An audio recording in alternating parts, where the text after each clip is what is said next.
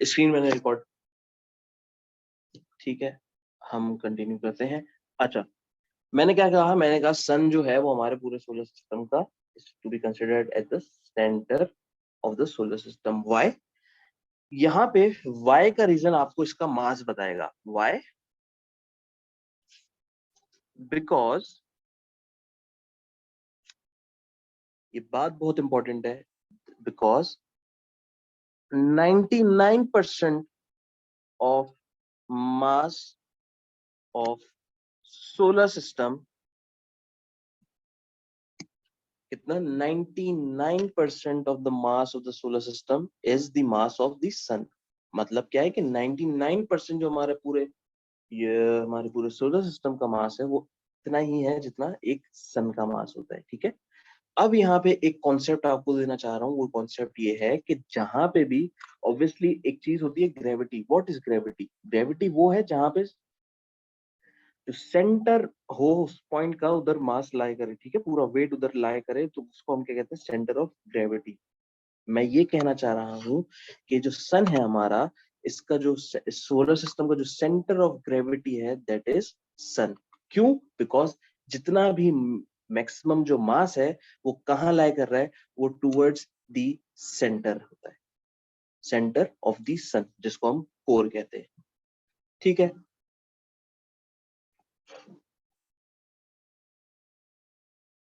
ये बातें दो इंपॉर्टेंट बहुत जरूरी है।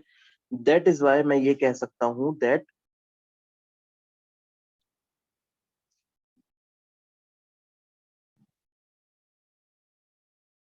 Gravity of solar system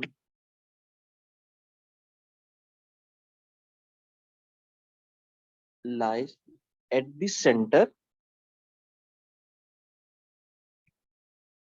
of sun।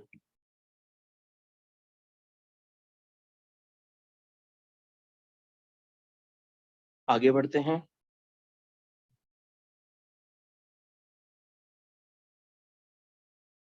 अब सन के पास क्या है? इसके अराउंड, सन के अराउंड है क्या? सन के अराउंड हमने पता है, हमें न्यूक्लियर फ्यूजन हम पढ़कर आ रहे हैं, तो हमें पता है कि सन पे जो होने वाला रिएक्शन है that is nuclear fusion reaction. Second most important thing,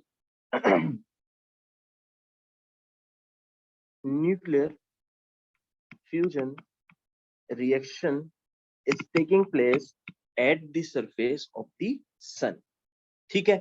अब न्यूक्लियर फ्यूजन रिएक्शन है क्या, उसको रिवाइज कर लेते हैं थोड़ा। तो हमें पता है कि न्यूक्लियर फ्यूजन रिएक्शन जो होता है वो बेसिकली क्या होता है कि दो लाइटर न्यूक्लियाई कंबाइन होते हैं to form a bigger nuclei, heavier nuclei I would say। Two lighter nuclei combine together to form a heavier nuclei। वो लाइटर न्यूक्लियाई क्या है और बनने वाला न्यूक्लियाई क्या है, वो आप लोगों को बहुत अच्छे से पता होना चाहिए, क्योंकि अब जो बात होगी वो सिर्फ इन दो एलिमेंट्स के हिसाब से होगी। जो भी हमारे सन का साइकिल होता है, it depends on these two things, that is hydrogen किस में कन्वर्ट हो जाता है? हीलियम में। दिस इज वेरी इंपॉर्टेंट, ठीक है। फिर मैंने आप लोगों को एक बात बताई थी, वो बात मैंने आपको बताई थी about the radiation that are coming out from the sun. वो रेडिएशन क्या है? वो इलेक्ट्रोमैग्नेटिक स्पेक्ट्रम की हमारे पास तीन रेडिएशन है। That is that is number one is infrared, number two is visible spectrum, obviously एक हीट निकलती है, एक विजिबल लाइट जो हमारे अर्थ तक पहुंच रही है। And the third one is ultra violet rays. बचपन में हम बोलते हैं कि अल्ट्रा वायलेट, अल्ट्रा वायलेट, तो ये चीजें हमें पता होनी चाहिए कि तीन रेज सन से इमिट होती है, that is infrared, visible and ultra violet.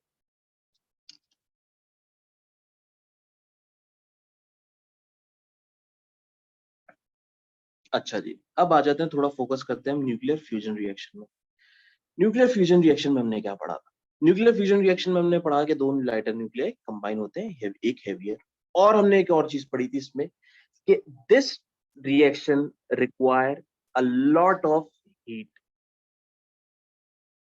a lot of heat is required.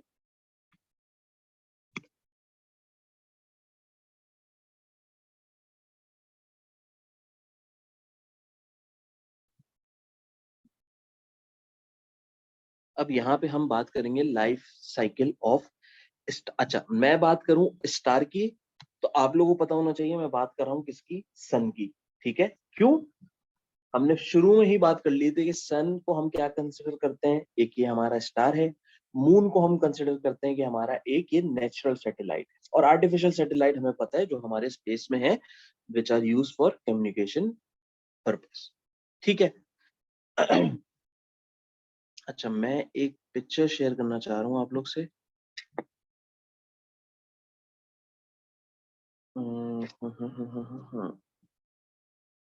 चले, खैर देख लेते हैं।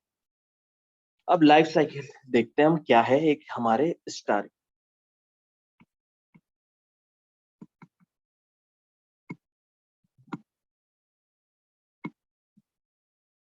लाइफ साइकिल जो है वो शुरुआत होती है किस चीज से? एक हमारे पास एक सेंटर होता है, उसके अराउंड मल्टीपल क्लाउड्स होते हैं। इसको हम क्या नाम देंगे?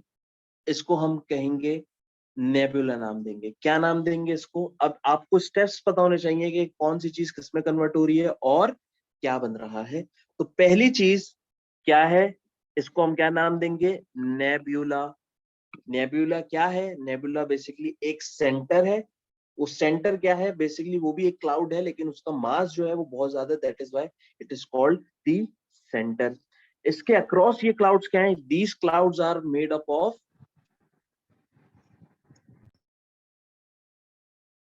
Hydrogen gas. Always remember this कि जो हाइड्रोजन गैस जो होती है हमारे पास, वो किसमें हमें एक क्लाउड की शेप में हमें मिलती है अराउंड द सेंटर।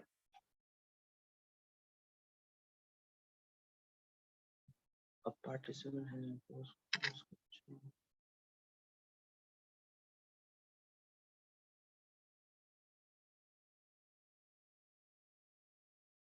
ओके, आगे बढ़ते हैं। प्लेनेटरी नेबुला के बाद हमारे पास जो दूसरा स्टेज आता है, that stage is called, that stage is called protostar. Now what is protostar? देखें, बात क्या हुई थी हमारी? हमारी बात हुई थी कि बनेगा किससे? सन बनता है किससे? एक हाइड्रोजन के को कंबाइन जब करेंगे तो जो रिएक्शन होता है उसमें बनने वाली helium, that this reaction is happening at the surface of the sun. ठीक है। अब होता क्या है, ये जो हाइड्रोजन गैस के क्लाउड्स हैं, दे कम क्लोजर। ये क्लोज क्यों आ रहे हैं? Because there is some attraction या gravitational pull, there is some gravitational pull between these clouds. ठीक है, जिसकी वजह से दे गेट कम क्लोजर, जिसकी वजह से क्या होता है, एक रिएक्शन होता है। वो रिएक्शन क्या होता है वो हमें पता है, that reaction is called nuclear fusion. जिससे बनने वाला जो स्टार होता है उसको हम नाम देते हैं प्रोटो स्टार। यहां तक क्लियर है? That that is called proto star. मैं आपको इसका एक ड्राइंग भेज दूंगा, आप वो देख लीजिएगा। बेसिकली वो साइकिल है पूरा हमारे सन की। ठीक है, यहाँ पे कोई सवाल है तो पूछ लें, वरना हम आगे बढ़ते हैं। अभी हमने बात करी है सिर्फ और सिर्फ प्रोटोस्टार की। प्रोटोस्टार क्या है? जब ये सारे क्लाउड्स आपस में जाके रिएक्ट कर लेते हैं, एक जब रिएक्शन हो जाएगा, दैट जो चीज प्रोड्यूस होगी उसको हम क्या कहेंगे? That is called protostar. अब प्रोटोस्टार के बाद होने वाली जो हमारे पास साइकिल है वो होती है हमारे पास main sequence star. This is really very important for our syllabus कि मेन सीक्वेंस स्टार क्या है. मेन सीक्वेंस स्टार का मतलब दूसरा नाम जो है मैं इसका नाम बोलूंगा स्टेबल स्टार. प्रोटोस्टार क्या है अब कंपेयर करते हैं. प्रोटोस्टार क्या था?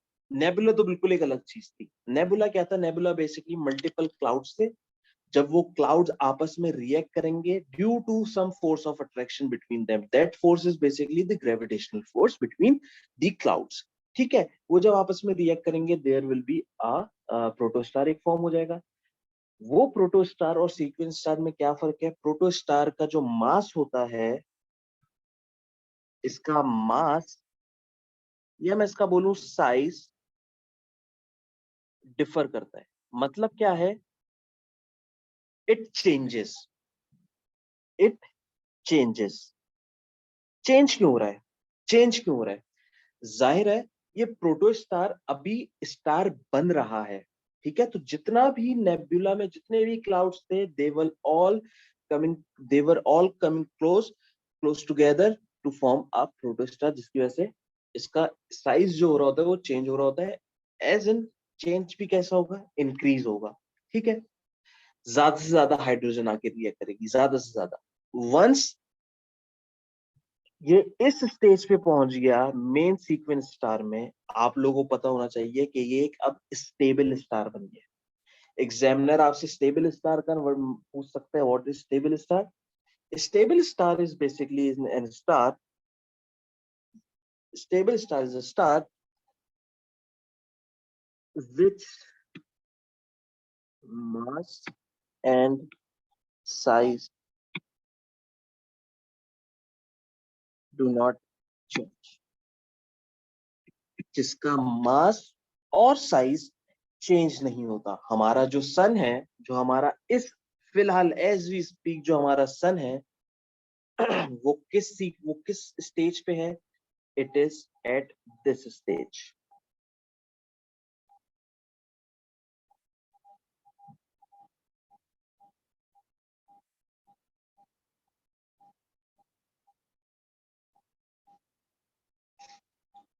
ठीक है जी. ये क्या है? ये हमारा जो अभी अभी फिलहाल जो हम सूरज देखते हैं वो किस स्टेज पे है? वो स्टेबल स्टार में. उसका ना मास चेंज हो रहा है ना उसका साइज चेंज हो रहा है. ठीक है, अब इसके बाद वाली जो बनने वाली जो चेन है, chain of this cycle is basically depends on the size of the star. मैं फिर कह रहा हूं, ये क्या है? ये एक हम स्टार की लाइफ साइकिल चेक कर रहे हैं कि वो एंड उसका फ्यूचर क्या है, उसका पास क्या था. ठीक है, हम अभी अपने सन को देखते हैं तो हमें दिखता है कि अच्छा एक येलो कलर का एक बड़ा सा, हमें उसके बारे में प्रॉपर्टीज पता है कि बहुत बड़ा है, ये है, हीट प्रोवाइड करता है, हीट बहुत ज्यादा है, ये सारी चीजें हमें we are well known of it. ठीक है, मगर मगर इसके पहले के स्टेजेस क्या थे वो हमें नहीं पता. तो वो अब हमें पता हो जाने चाहिए कि अच्छा हमारे सन से पहले ये जो सन था ये बेसिकली एक क्लाउड था. मल्टीपल क्लाउड्स थे. the clouds get closer, जिसकी वजह से रिएक्शन हुआ, जिसकी वजह से एक प्रोटोस्टार बन गया. प्रोटोस्टार के बाद थोड़ा सा ज्यादा रिएक्शन हुआ, थोड़ा सा ज्यादा टेम्परेचर बढ़ा, जिसकी वजह से वो अब मेन सीक्वेंस स्टार बन गया है. Now what? अच्छा अब सन तो बन गया, अब फ्यूचर क्या है? Future depends on the size of the sun. अब यहाँ पे गौर करिएगा थोड़ा.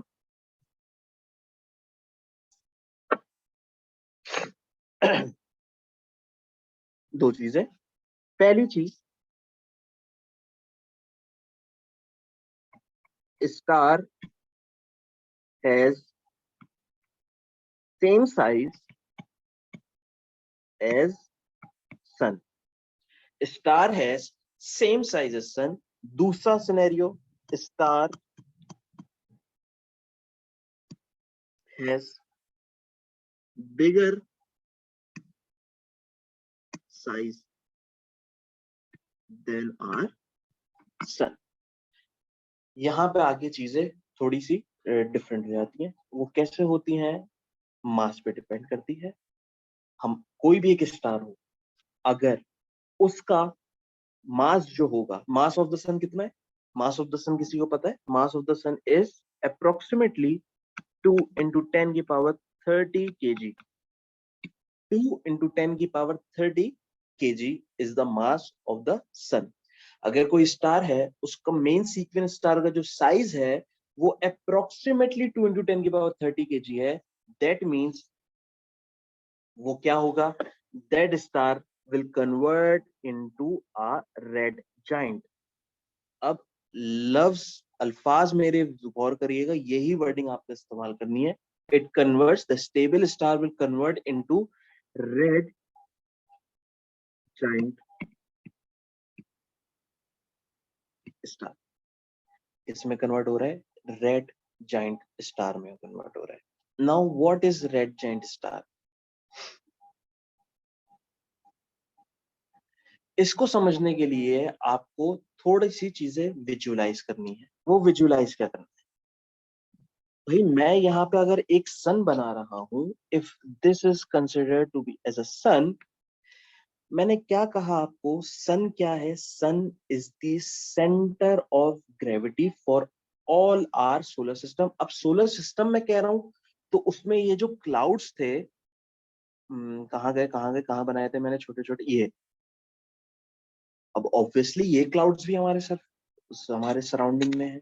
ठीक है, हमारे सोलर सिस्टम में, हमारे सोलर सिस्टम में सन भी है और बहुत सारे अलग अलग स्टार्स भी हैं, मगर उनका जो सेंटर ऑफ ग्रेविटी है, that is the core of the sun. यानी यहाँ पे आपको एक चीज विजुअलाइज करनी है, वो चीज ये विजुअलाइज करनी है के द फोर्स ऑफ अट्रैक्शन, के यहाँ पे इस सन के towards the centre of the sun एक फोर्स लग रही है, and that force is due to the gravitational force.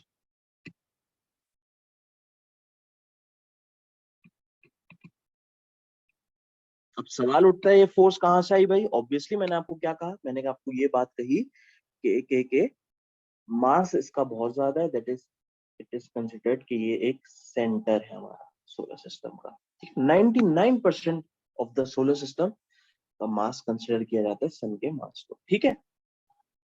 अब पहली मैंने आपको एक चीज बता दी कि एक फोर्स लग रही है, that is towards the core of the, towards the centre, जो इसको अब इस सन के साइज को थोड़ा सा श्रिंक करना चाहेगा ये फोर्स. ऑब्वियसली एक फोर्स ऊपर से मैं एक चीज को पुश कर रहा हूं तो उसका मास चेंज होना चाहिए. चेंज क्यों नहीं हो रहा? असल वजह ये कि मैंने आपको बताया, मेन सीक्वेंस स्टार में साइज डज नॉट चेंज. तो यकीनन कोई ना कोई फोर्स लग रही है, that is cancelling this gravitational force. That force is providing. अच्छा, उस फोर्स का हमारे सिलेबस में ऐसा कोई नाम नहीं है, लेकिन मैं फिर भी आपको एक नाम देता हूं. जस्ट रिमेंबर दैट, इसको आप आउटवर्ड फोर्स बोलो. ये कौन सी फोर्स है? ये एक आउटवर्ड फोर्स है. पहले मुझे बताएं, यहां तक क्लियर है?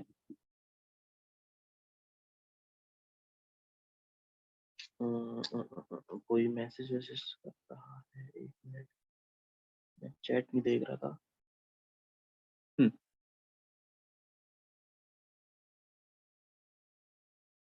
आई होप यहाँ पे कोई सवाल नहीं हो आप लोगों का. हम आगे बढ़ते हैं. अब एक फोर्स मैंने बता दी इनवर्ड्स है, टुवर्ड्स द सेंटर है. वो कौन सी फोर्स है? वो that is gravitational force due to gravity. Alright. दूसरी फोर्स मैंने आपको बता दी, दैट इज आउटवर्ड फोर्स. ये फोर्स कौन लगा रहा है?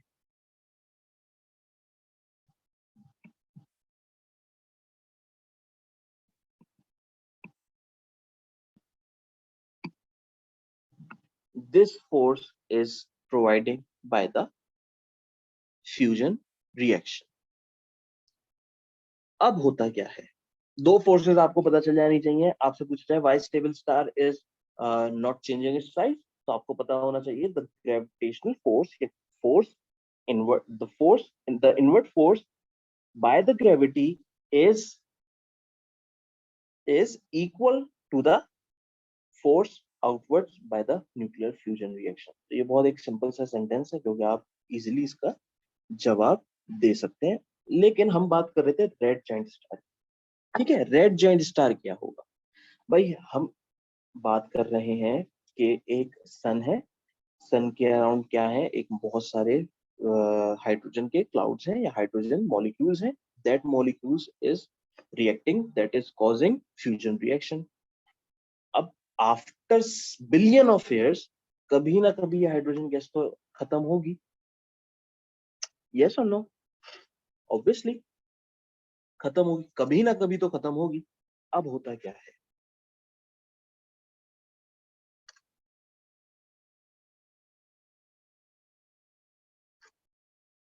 विजुअलाइज करें। मैं कह रहा हूं the outward force will now decreases.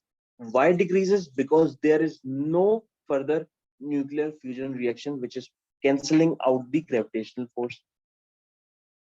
मैं ये रिकॉर्ड कर रहा हूँ, ठीक है, मैं आपको आपसे मैंने एक बात भी करनी है, तो जो भी लेक्चर्स वगैरह होंगे वो आप देख लीजिएगा, ठीक है। तो आप लोग उसमें से ये दोबारा एक बार बार रिपीट करके देखिएगा तो आप लोग समझ आ जाएगा ये क्या प्रोसेस हो रहा है पूरा इस स्टार के अराउंड। ठीक है, पहले स्टार की बात कर लेते हैं कि अब उसमें मैंने क्या कहा कि उसकी जो न्यूक्लियर फ्यूजन रिएक्शन है दैट विल डिक्रीजेस, तो जिसकी वजह से जो आउटवर्ड फोर्स है ये भी डिक्रीज होगी।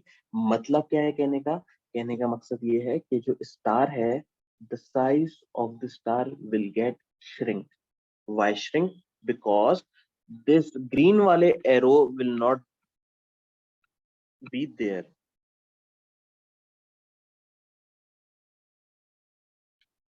यानी अब फोर्स एक ही है, और वो फोर्स है क्यों? वो फोर्स बेसिकली ग्रेविटी की है।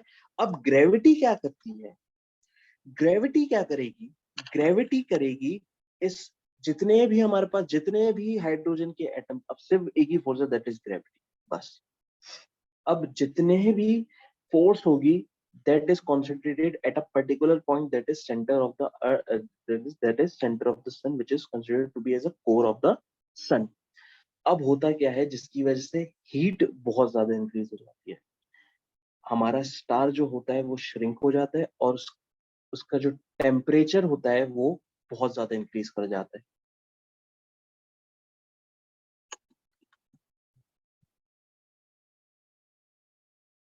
that particular that particular stage is called the red giant star. red giant star में क्या है? now at the red giant star the hydrogen is getting is no longer available। ठीक है, अब जो force है that force is particularly gravitational force, जिसकी वजह से उसका साइज जो हो रहा है वो श्रिंक हो रहा है।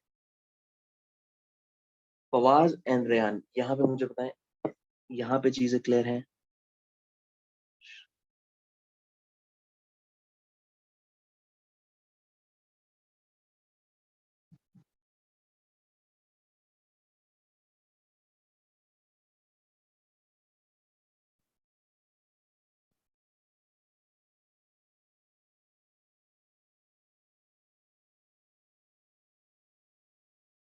जी। ओके।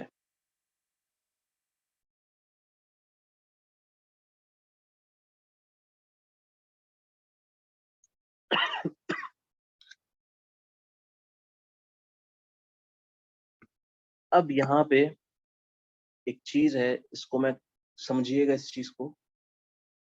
दी रेड, मैं अल्फाज का इस्तेमाल, the red giant star will collapses under its own gravity. बहुत इंपॉर्टेंट बात कही है कि as the gravitational force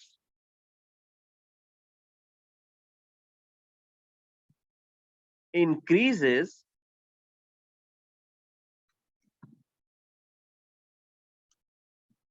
the red giant star will collapses under its own gravity। क्या मतलब अंडर इट्स ओन ग्रेविटी? इसको समझने के लिए सिर्फ इतनी सी पॉइंट समझा रहा हूँ, ठीक है? एग्जामिनर आपसे डिटेल नहीं पूछेगा कि किस तरीके से हो रहा है, सिर्फ वो आपसे ये वर्ड सुनना चाह रहा है कि रेड जायंट स्टार को हुआ क्या। भाई red giant star will collapses under its own gravity. How? एक फोर्स है जो कि बार बहुत कॉन्सेंट्रेटेड हो गई एक ही जगह पे, ठीक है? जब एक जगह बहुत ज्यादा फोर्स हो जाएगी, इवेंचुअली क्या होगा? The star will get break down, ठीक है? वो ब्रेक डाउन जिसकी वजह से हुआ तो उसको हम क्या कहेंगे? दिस ब्रेक डाउन अकर्स, जिसकी वजह से होता क्या है, जितने भी मॉलिक्यूल्स बोलूं, जितने भी डिफरेंट एलिमेंट्स बोलूं जो इस स्टार के अराउंड थे, दे गेट डिस्पर्स्ड।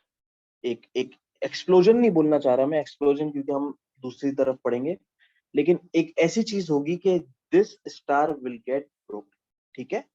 टूट जाएगा, जिसकी वजह से अब जाहिर है एक चीज टूट गई तो उसकी सारी जितनी भी चीजें होंगी उसके सराउंडिंग में, जो भी लेयर्स होंगी वो सारे that that they will disperse out, ठीक है? उसको हम क्या कहते हैं? That is called planetary nebula.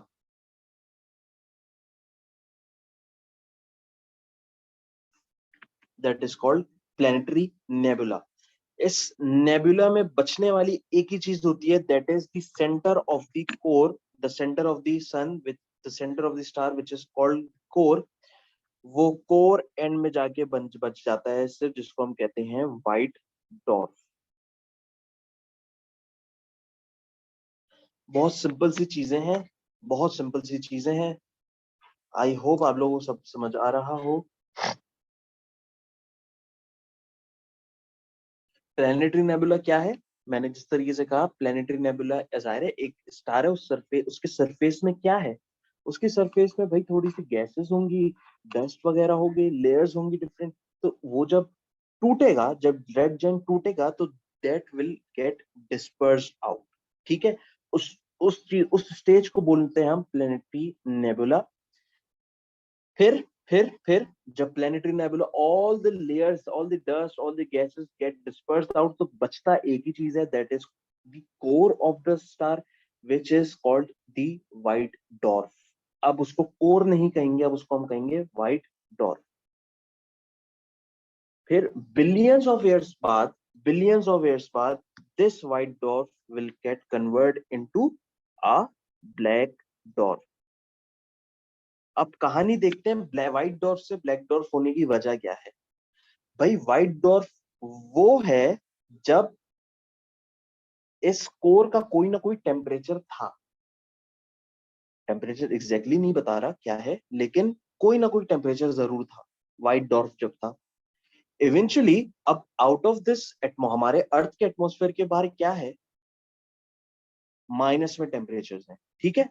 बहुत ज्यादा कोल्डनेस है, जिसकी वजह से इवेंचुअली अब व्हाइट डॉर्फ एक सिर्फ कोर है जिसका एक सिर्फ टेम्परेचर है, इसके अराउंड कोई रिएक्शन, कोई हाइड्रोजन, कुछ नहीं है। ये सिर्फ एक कोर है जिसका टेम्परेचर बहुत ज्यादा है, ठीक है? Eventually billion of years later वो उसका टेम्परेचर कभी ना कभी तो डिक्रीज होगा। जैसे ही उसका टेम्परेचर डिक्रीज हो जाएगा, ultimately that this white dwarf will convert into a black dwarf.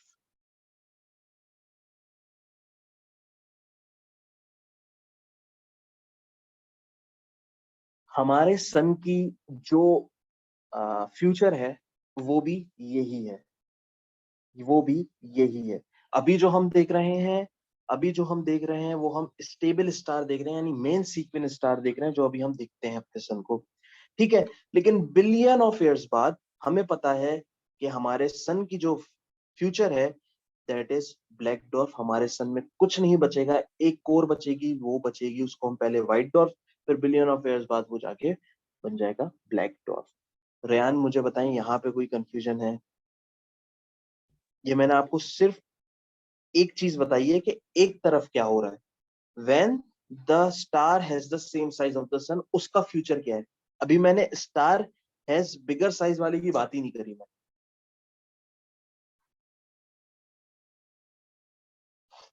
Clear है? जी। ओके।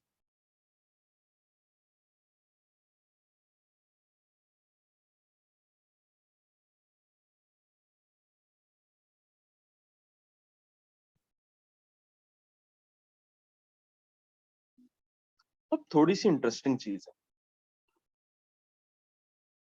थोड़ी सी इंटरेस्टिंग चीज है। अब मैं आपको ये साइकिल बता रहा हूं उसका, व्हेन, मैं ऊपर कहीं लिख नहीं सकता, कोशिश करते हैं।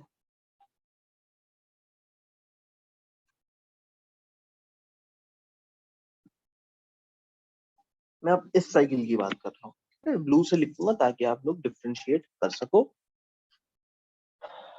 अच्छा जी, मैं क्या कह रहा हूँ, मैं ये कह रहा हूँ कि नाउ अब हम साइकिल देखेंगे किसकी, जिस स्टार का साइज बहुत बड़ा है। और ये कितना बड़ा है, ये तकरीबन तकरीबन 8 times greater than the mass of the sun. 8 time greater, आप सोच सकते हो कितना ज्यादा होगा। ठीक है, अब क्या होगा, अब यहाँ पे चीजें वही हैं, सिंपल वही चीजें हैं, लेकिन दो चीजों का फर्क है, वो एंड में है। लेकिन समझने के लिए आपने ये समझना है कि एक चीज है जिसका साइज बड़ा है, ठीक है। अब उस साइज के हिसाब से जो टेम्परेचर ऑफ द स्टार होगा वो बहुत ज्यादा होगा। टेम्परेचर ज्यादा होगा तो मैं ये कह सकता हूं कि जो न्यूक्लियर फ्यूजन रिएक्शन का जो rate of nuclear fusion reaction है, that will be higher when, because there is higher mass. ठीक है, हायर मास, तो मैं यहां पे लिख रहा हूं कि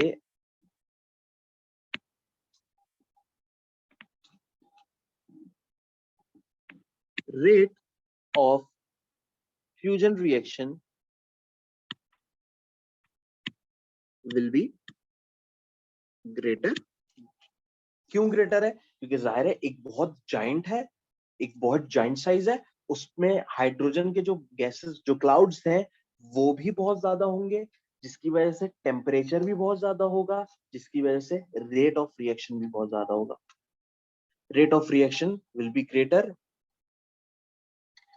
अब क्या होता है, वही कॉन्सेप्ट है, एक जगह हाइड्रोजन कंज्यूम हो रही है टू टू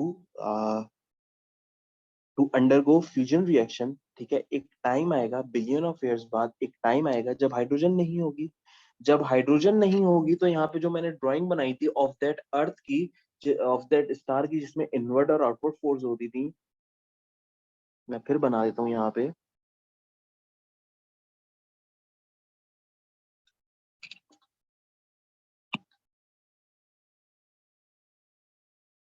इवेंचुअली क्या होगा, इवेंचुअली वही चीज होगी जो हम पढ़कर आ रहे हैं कि it will collapses under its own gravity.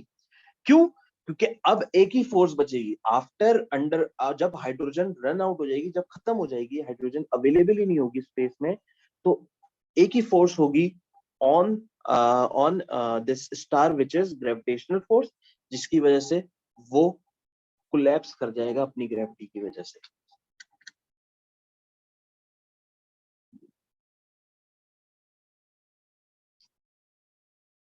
अच्छा जी। हम्म,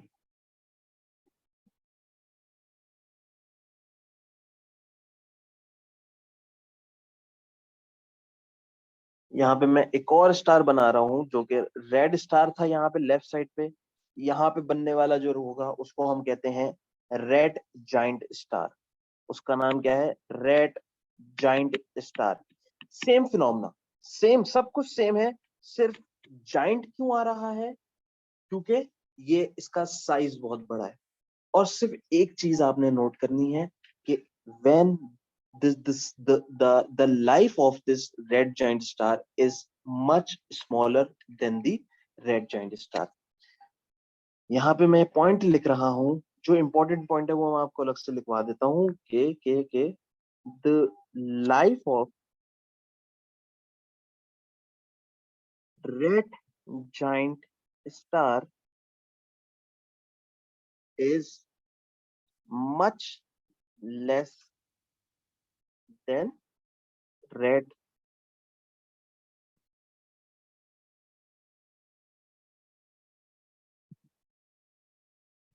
sorry, this is red supergiant।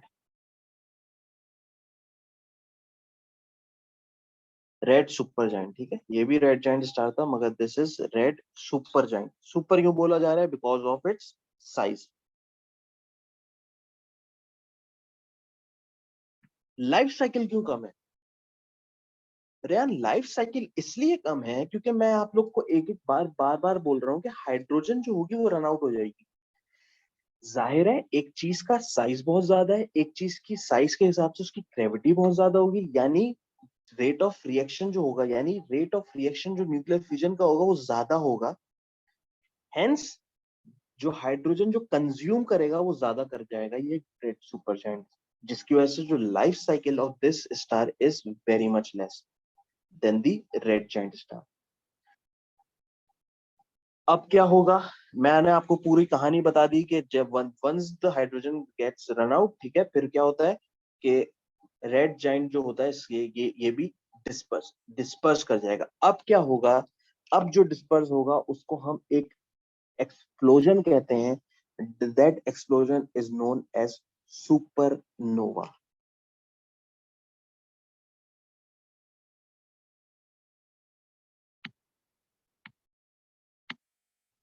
क्या कहते हैं इसको? सुपरनोवा। देखें साइकिल, देखें साइकिल, देखें, मैं मेन सीक्वेंस स्टार से बता रहा हूँ। मेन सीक्वेंस स्टार था, मेन सीक्वेंस स्टार के बाद क्या बनेगा हमारा? रेड जाइंट स्टार बनेगा, रेड सुपर जाइंट स्टार बनेगा। रेड सुपर जाइंट स्टार के बाद क्या बनेगा? सुपरनोवा। अब सुपरनोवा क्यों बन रहा है? वही लॉजिक है कि it will collapse under its own gravity. लेकिन अब जब कोलैप्स करेगा ना तो सिर्फ डिस्पर्स नहीं कर जाएगा, अब प्रॉपर धमाका होगा, एक्सप्लोजन होगा। That explosion is called supernova.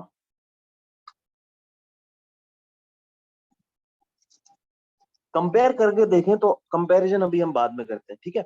Supernova के बाद क्या होगा? सुपरनोवा है क्या? बेसिकली एक वही बात है, जितने भी क्लाउड्स वगैरह थे वो दे विल गेट, अब धमाका होगा, ठीक है। फिर बचने वाली जो चीज होगी वो दो चीजें होंगी, and that is a black hole and a neutron star. Always remember this, always remember this. के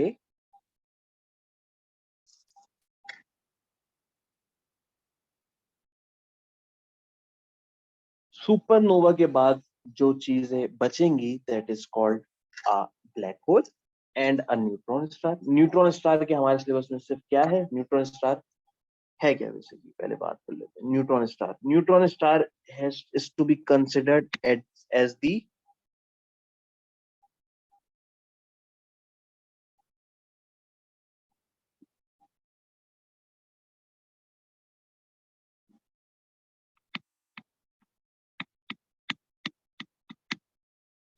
at the center of this explosion a dense body, एक डेंस बॉडी प्रोड्यूस होती है, एक फॉर्म होती है जिसको हम कहते हैं आ न्यूट्रॉन स्टार। तो मैं यहाँ पे सिंपल ये लिख देता हूँ, इतनी लंबी लाइन लिखने की जरूरत नहीं है। मैं यहाँ पे सिंपल ये लिख देता हूँ कि न्यूट्रॉन स्टार क्या है? अ डेंसर बॉडी, ठीक है। Now what is black hole?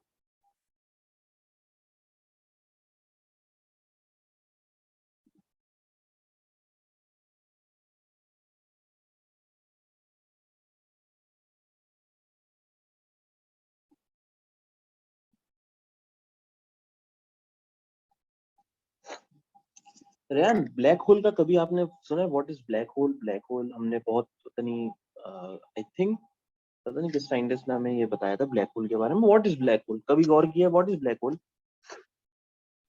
Black hole, vacuum की तरह। Black hole is considered to be a point, basically centre में इसको बोल दूं या पॉइंट बोल दूं, इज बेसिकली वो पॉइंट है जहां पे ग्रेविटी बहुत ज्यादा है, इतनी ज्यादा है कि it won't let the light to escape. Black hole क्या है? Black hole has a high gravity. कितनी gravity? Even a light can not escape it, ठीक है। तो ये हमारे पूरी साइकिल होती है। जो मैंने अल्फाज आपको यहाँ पे बताए हैं वही इस्तेमाल आपने यूज करने हैं। आपसे पूछा जाएगा व्हाट इज न्यूट्रॉन स्टार, आपने बोलना है कि neutron star is a neutron star is a core is a denser body which is left after a supernova. Black hole क्या है? Black hole is considered to, black hole बनता कैसे है, चलिए मैं आपको थोड़ी डिटेल में बता देता हूँ। ब्लैक होल बनता क्या है भाई? मैं हमने बात कही कि एक स्टार, एक न्यूट्रॉन स्टार बना, that neutron star will again collapses. And क्यों? क्योंकि मैंने क्या यहाँ पे लिखा है कि ये डेंसर चीज है।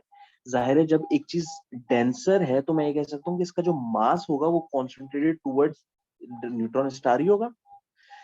Hence the gravity, the force of gravity बहुत ज्यादा होगी इधर।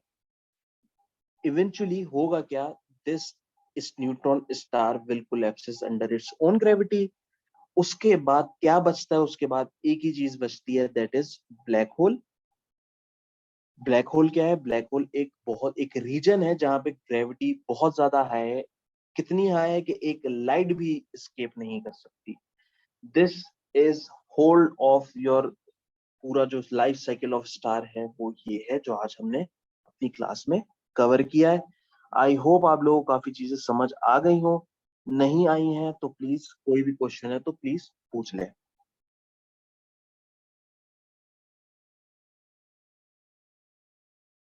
यहाँ पे जनरल चीजें मैं अगर आपको बताऊं, जनरल चीजें, अब ये हमने पूरी साइकिल देख लिया था, अब इसको हम कंपेयर करके चलते हैं। ठीक है, नई नई चीजों से मैं आपको थोड़ा इंट्रोड्यूस कराता हूँ।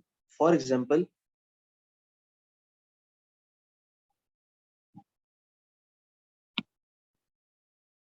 थोड़ा देखते हैं ये एक्चुअली है क्या, मतलब इसको हम समझना चाहते हैं तो हम देखते हैं ये है क्या। यूनिवर्स क्या है? What is universe? हमें पता है जो भी सॉरी, यूनिवर्स एक ऐसी चीज है जहां पे डिफरेंट बिलियंस ऑफ गैलेक्सीज हैं। फिर सवाल आता है,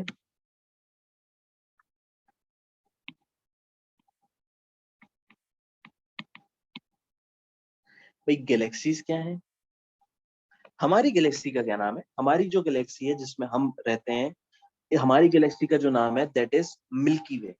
दैट इज मिल्की वे। ठीक है, अब गैलेक्सी क्या है? Galaxies is basically made up of billion of stars. Billions of star.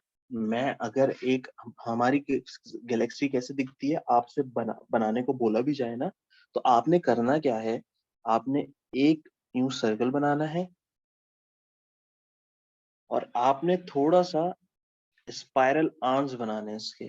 ठीक है, मैं आपको पिक्चर भेजता हूँ इसकी, आप लोगों को क्लियर हो जाएगा कि हमारी मिल्की वे गैलेक्सी होती क्या है। अब ये पूरी हमारी मिल्की वे गैलेक्सी है, हमारा हम जहां पे एग्जिस्ट करते हैं वो कहीं यहाँ पे एग्जिस्ट करते हैं। We exist here, our solar system exist hair.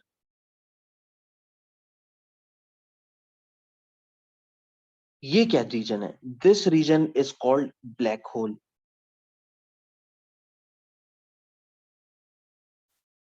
इसके अराउंड क्या है? इसके अराउंड जो है वो बहुत सारे क्लाउड्स हैं। अब चीज आप लोग रिलेट, आप लोग समझ जाओगे कि पूरा साइकिल है क्या और किस तरीके से चलता आ रहा है। ये जो मैंने ग्रीन से बनाई ये क्या है? ये गैस के क्लाउड्स हैं। ये क्या है? Black whole. अब यहाँ पे समझिएगा, this black hole will act a gravitational force on these clouds, these clouds will get closer, hence क्या फॉर्म होगा? यहाँ पे मैंने आपको एक चीज बताई थी, that is called a nebula. Nebula क्या है? नेबुला ये एरिया है जहां पे मल्टीपल क्लाउड्स आपस में आके रिएक्ट कर रहे हैं, और ये क्लाउड्स बने हुए किससे? हाइड्रोजन मेनली, और बाकी डस्ट वगैरह पार्टिकल्स हैं इस क्लाउड में। फिर होगा क्या? ये रिएक्शन होगा, टेम्परेचर बढ़ेगा। जाहिर है फ्यूजन रिएक्शन क्या करता है? फ्यूजन रिएक्शन एक टेम्परेचर इंक्रीज करता है। ठीक है, टेम्परेचर बहुत हाई होता है टेम्परेचर फ्यूजन रिएक्शन का। टेम्परेचर बढ़ता रहेगा, क्लाउड्स आपस में आके मिलते रहेंगे, एक चीज बना लेंगे, that is protostar. This protostar will eventually convert into a main sequence star.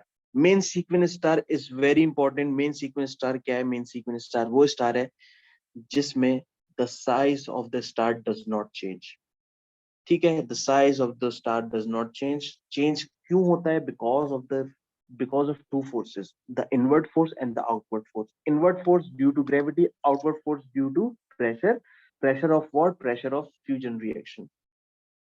ठीक है, फिर the after the main sequence star जो उसकी साइकिल है, डिपेंड्स ऑन इट्स साइज. अगर साइज सन के बराबर ही हुआ तो उसको हम कहेंगे red giant star. Red giant star क्या है? रेड जायंट स्टार वो स्टेज है जब हाइड्रोजन थोड़ी सी डिक्रीज हो रही है, ठीक है, फोर्स बहुत ज्यादा बढ़ी, inward force of the star is increasing, जिसकी वजह से वो इवेंचुअली कोलैप्स कर जाएगा अंडर इट्स ओन ग्रेविटी, जिसकी वजह से जितनी भी क्लाउड्स, जो ये क्लाउड्स आके आपस में मिल रहे थे, these clouds will get eventually disperse out,